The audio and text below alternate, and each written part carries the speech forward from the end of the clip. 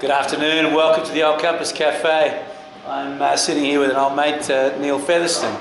I first met Neil, I'm not sure how long ago, maybe 5 or 6 years ago. And Neil at the time had just done some courses with another friend in photography. Well, Neil has since become a very accomplished photographer here in Vietnam, and it's great to be able to have a chat with him this afternoon. Thanks for coming down, Neil. Thanks for the overly kind introduction, Mark. Mate, my pleasure. Mate, what happened? You, if you don't mind me observing, you became a photographer rather late in life. If that's I did indeed. Is that a fair observation? It's a very fair one, Mark. I came here in 2000 to Vietnam for the first time in 2008 for a holiday. I'd done a lot of photography in my youth, in my misspent 20s, in America, and I lived in Fiji for a time, did some photography there. Got distracted from it and left it, but before, prior to that, I wanted to be like a newspaper photographer in the local town, but never quite got hooked up with that. Came here for travel in 2008, did a lot of travel photography, just happy snap stuff, on my Hanoi to Saigon trip. Came back a year later and did the same thing again. Kept visiting Vietnam on and off for the next couple of years, a few months at a time. So a few months here, a few months in Brisbane, which was my hometown. Then I had a midlife crisis.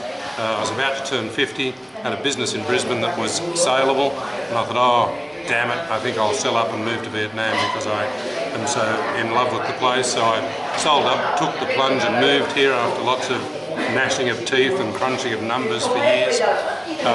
Came here and didn't really want to do what I'd done in Australia for my entire life, which was banking and finance.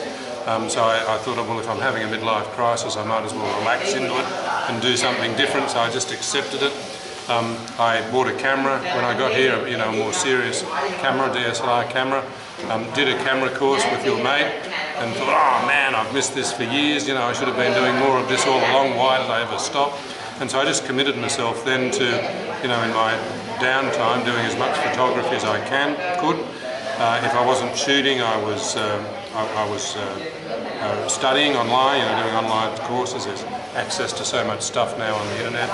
So I did that for a couple of years and just started getting my name out there gradually, and then had a couple of lucky breaks and ended up doing it, as my main thing here. And now cool. you've, how many books have you done? 2, Mark.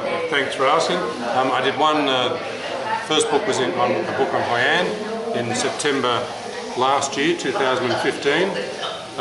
This was a follow-on to a book that had been done in Saigon, and this is a book of panoramic photos of Hoi An in and around the old town, and then in the surrounds of the old town as well. So that was my first effort, which was a year ago. I was just off crutches after a motorbike accident when I did this book. It was as hot as Hades in Hoi An at the time. I was limping around, my ankle was swelling up to the size of a jack-o'-lantern of a day. I'd go home, shoot all morning, go back to the hotel and ice my ankle in the pool till it went down, and then go out in the afternoon for sunset and shoot some more. So show us some of your favourite shots from Hoi An. Yep, not surprisingly, probably the cover photo, Mark, has my girlfriend crossing the bridge in the cover, not that anyone can tell, and the back cover, which was a sunset shot. I was all set up on the bridge to shoot in one direction, which was the wrong one. Happened to turn around and this was happening behind me. Wow. So I quickly repositioned and got a shot of that, and that's one of my favourites in the book. Right. And probably one of the others is on Kun Kim Island. You can probably correct my... Yeah, Kun Kim Island for a minute. Well, here we are.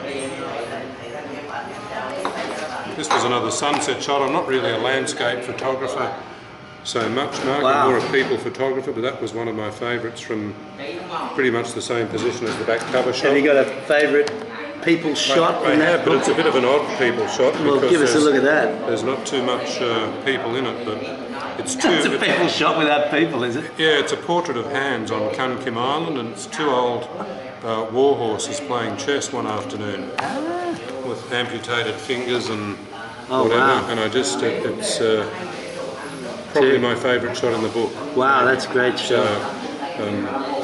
So that was a favourite. And probably another one is one of the last shots in the book, and that's the last shot appearing in the book, which was just the last day of shooting, and it was a girl who was from Da Nang who was lighting a candle to do the wish with the lucky candle thing, and she was nicely illuminated by the candle. I said, "Oh, do you mind if I make your photo?" And she said, "No, that's fine." And that's just a nice, thoughtful, quiet portrait. So, Lovely stuff. so that's yeah. And you've since created another book Yep. about Saigon's cafe scene. Indeed. How did that come about? Commissioned for the same company, which is the company that owns Art Book, who have maybe a dozen bookshops throughout Vietnam. And this was just a commission to do a book on Saigon coffee culture, on the changing scene of coffee in Saigon, which you're now a part of. Yes. So this was a book that was the goal of which was to examine, from growing coffee in Dak Lak in this case, through to the various stages of the evolution of coffee in Saigon, I guess. Traditional coffee on little red plastic stools on the street, through to trendy upmarket coffee shops and the chains and the funky places like you've created here. So it was tracing the evolution. Let's have a look. You show us some of your favourite picks. Front cover shot, I guess, as usual. There's always a fair bit of conjecture about what to put on the cover. You just want us to make sure everyone knows the name of your book. That's right. I'll get on to something else. Very clever. Let's move on, shall we? That's probably my favourite shot in the book, which was just 3 construction workers enjoying coffee after a coffee break one sweltering hot Saigon afternoon. And the Viets have a very special affection for coffee. They sure do. They sure do. And it predates the sort of recent fashionable swing towards coffee that's sort of global. It does. Vietnamese have been doing their coffee thing for a very, very, very long time. For a long time. That shot, which is also a favourite, shows the juxtaposition of Starbucks and traditional Vietnamese coffee. Let's have a look at Chink that. to jowl in one shot. So, Okay. So that's a fairly illustrative shot, I hope, for the concept of the book. Yeah. How do you think the whole Starbucks universe is impacting here in Vietnam? Is it taking a bite out of the traditional coffee scene or not? I imagine it is temporarily, but I think it probably will only be fairly temporary. Someone joked that the locals refer to Starbucks as $5. They go in once, they get their $5 mug, and they never go back again. I think that's probably misses the point a little bit, but they'll find their niche, I guess. But there'll be a settling out along the way, and I would hope that more traditional and funky places hold sway over time. But the impact of them competing for retail space against everybody else, driving prices up and all that sort of thing, certainly have an impact. Yeah, Vietnam is an unbelievably photogenic place, right?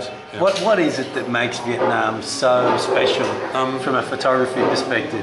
For me, it's probably the contrast, Mark, and the openness of people. There's such a great, I've taken photographs in District 1 of a driver asleep in a black Rolls Royce with his bare foot hanging out the window while his boss is having a meeting at the People's Committee, through to the very, most mundane, basic daily life things that you can shoot around town. So there's that great contrast from top to bottom, and it's always changing. I mean, if you're ever bored here, you just have to go outside and there's things to shoot. There's just a moving feast that doesn't stop. So it's got a lot going for it in that way. Thanks very much, man, and thank you very much for popping up to the old campus. That's all right, my absolute pleasure. Thanks for having me. Thanks, Neil. Cheers. Good cheer. Thanks, mate.